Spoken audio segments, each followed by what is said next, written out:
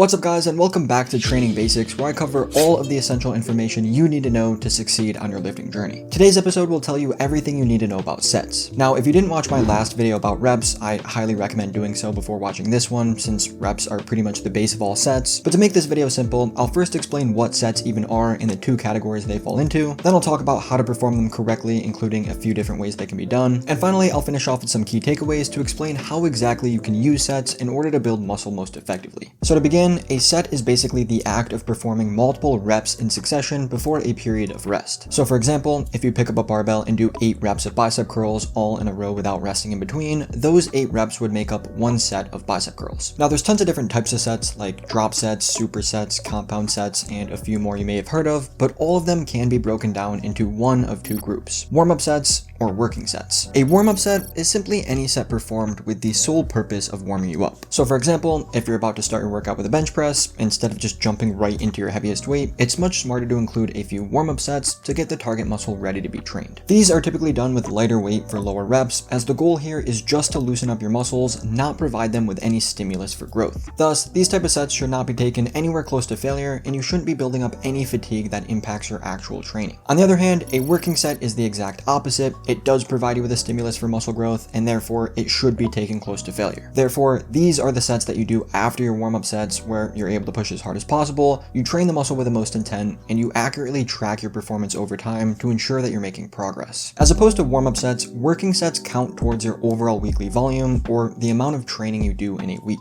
That means if you do 4 warm-up sets and 8 working sets for a given muscle 2 times per week, you've only actually done 16 productive sets that week, not 24. That's because warm-up sets simply aren't at a high enough intensity to elicit any muscle growth on their own, and they generate such small amounts of fatigue that they won't directly impact recovery. And because training volume only consists of those hard working sets meant to build muscle, warm-up sets just aren't included. Working sets, on the other hand, do elicit muscle growth and will impact recovery, since they do inevitably generate fatigue, and thus they need to be counted towards your overall weekly volume. Again, that's not to say they're more important. Both warm-up sets and working sets are extremely necessary for an effective training routine. It's just that working sets are what actually facilitate the growth in your training, while warm-up sets are simply what enable your working sets to be of the highest quality. And if you are interested in learning more about training volume, I will have another video exclusively dedicated to explaining its purpose, but all you need to know for now is that all of the working sets you do in a workout make up your daily volume, and all of the working sets you do in a week make up your weekly volume. And because different muscles can handle different amounts of volume, most people like to break it up by muscle group to keep track of how many working sets they do for every muscle each week. So now that we know a little bit about volume and the two different types of sets, let's look at some of the different ways you can perform them. First and most common is a straight set. This is basically when you perform all of your reps with the same weight without taking any breaks in between, then resting when you're done. So for example, let's say you program 3 straight sets of bench press in the 8 to 10 rep range. So after your dedicated warm-up, you pick up the weights, start doing your reps, and after completing the 9th one, you just can't finish the 10th. So you bring the weights down and catch your breath. That would be your first working set. Now you rest and recover, maybe for about 3 to 5 minutes until your chest and triceps are nice and refreshed.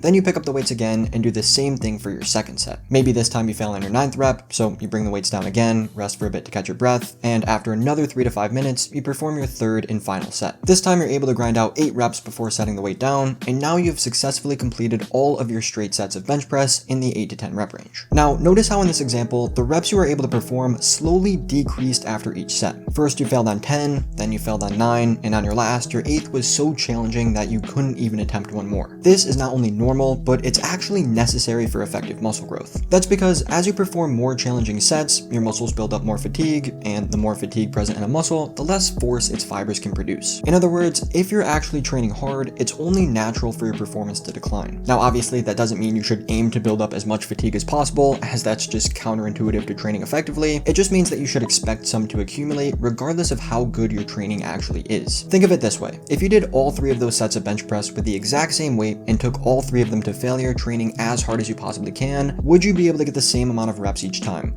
Probably not, right? Even if you rested 3 to 5 minutes between sets, utilized absolutely perfect technique, and made sure that you were dialed in every single time, it would be extremely difficult to match your performance 3 separate times in a row. Now, was your goal to build up fatigue and do less reps? Obviously not, right? You rested, you gave it your all, and you did everything you could to minimize how tired you were going into your next set, but did it still happen as a natural response to training? Yes. So I guess what I'm trying to say here is that although you can and should try to minimize the amount of fatigue you accumulate, you can't eliminate it completely, hypertrophy, and it will inevitably impact your training. So when you do perform an exercise for multiple sets with the same weight, expect the amount of reps you're able to perform to slowly decrease, or at least become more challenging than they were in your previous set. That being said, you don't always have to use the same weight for every single set you perform. In fact, a very common new approach to training is utilizing different weight for different sets, each in a different rep range. So going back to the bench press, let's say instead of doing 8 reps, you picked up the hundreds, and for the sake of argument, you only got 6 reps. Instead of using those hundreds again for your second and third set, an even better idea would be to drop the weight and aim for a higher rep range instead of using the same one twice. So maybe you go back to the 85s and this time shoot for 10 to 12 reps. These two sets with the 85s are known as back off sets since you lowered the weight to increase your reps, essentially backing off from your heaviest weight. And your first set with the hundreds is called your top set since this is the one that actually utilized your heaviest weight. This method of training where you incorporate 2 different weights at 2 different rep ranges for the same exercise is called top set back off set programming. And it's a great way to cover a wider scope of rep ranges while still being able to give your absolute best to each set. And as we know, muscle hypertrophy or muscle growth can occur anywhere within 5 to 30 reps, so including sets at different ranges will allow you to maximize your rate of progress. Now, if you do want to give this method a shot, there are some things to keep in mind, so here are 3 tips to help you make the most of them. Number 1, always do your top set first after your necessary warm-up sets. Again, your muscles build up fatigue throughout your session, and it's just counterintuitive to try and increase the weight as your muscles get weaker. Obviously, that doesn't mean grab the hundreds and start going crazy as soon as you get to the gym. It just means that your first working set should always be your heaviest. So for example, let's say you plan on using the 100-pound dumbbells for your top set. What you don't want to do is grab the 80s and 90s and start doing working sets to failure before even reaching your heaviest weight. All that's going to do is build up fatigue and limit your performance when it comes to actually performing your top set. So instead, just do your normal warm-up sets, maybe with the 65s and 80s, far away from muscular failure in a much lower rep range just to get your muscles loose, then use the hundreds for your first working set. That way, you're still able to sufficiently prepare yourself for your top set, but without accumulating any unnecessary fatigue. Number 2, make sure that your top set and back off set are performed in a different rep range. Again, the main benefit of utilizing this method of training is taking advantage of hypertrophy's principle of variation. And if you lower the weight just to do the same number of reps, you're not really reaping that benefit. That doesn't necessarily make it worse, it just kind of defeats the purpose of a back off set. So for example, let's say instead you wanted to start with the hundreds, then use the 95s and finish with the 90s, and you got 8 reps each time, with each one of those sets being close to failure. Because you kept your reps the same, you didn't really do any back off sets, but because you still trained close to failure with adequate rest in between, you still will provide your muscles a sufficient stimulus needed to grow. So although this isn't necessarily top set back off set training, it still is a very valid way to build muscle. In fact, you could even do what's called reverse pyramid training, where you slowly increase your reps as you decrease the weight. So maybe this time you start with the hundreds for 6 reps, then use the 90s for 8 reps, and finish with the 80s for 10 reps. As long as all 3 of those sets are taken close to failure, you will build muscle. And finally, number 3, always use proper technique and tempo on both your top set and your back off sets. Top sets are not an excuse to go balls to the wall disregarding form entirely, and back off sets aren't meant to be a walk in the park just for a quick pump. Both need to be close to failure, meaning no more than 1 to 4 reps left in the tank, and they both require a consistent tempo, full range of motion, and adequate rest in between so that you can dial in, train the target muscle efficiently, and actually stimulate the most muscle growth possible. So that pretty much covers all of the basics of sets. I know it seems like a lot, but I just kind of wanted to lay the foundation and explain a few effective ways you can perform them. You don't need to memorize all of these techniques, and you don't necessarily even need to use all of them. Maybe you only like top sets and back off sets, maybe you really enjoy reverse pyramid training, or maybe you just prefer the classic straight set. Whichever it is, just make sure that you're training hard and you're actually giving each one of those sets as much effort as possible. And for the majority of people, this is what should make up 95% of your training routine. That's because doing an exercise for any number of reps close to failure, then immediately resting afterwards, allows you to generate the most muscle hypertrophy or muscle growth for the least amount of accumulated fatigue. In other words, your muscle fibers are provided with a sufficient stimulus needed to grow without creating a whole lot of fatigue that impacts the rest of your session. So as opposed to just adding in a bunch of drop sets and supersets, focus instead on progressing with the basics to allow your muscle fibers time to rest in order to get the absolute most out of them during every single one of your sets. And if you don't know what drop sets and supersets are, I do plan on covering them alongside other intensity techniques in a future video, as well as tons of other concepts like volume, rest times, recovery, and so much more. So if that is something you would like to see me discuss, feel free to leave a like, comment, and subscribe to show your support. And as always, I'll see you guys next time.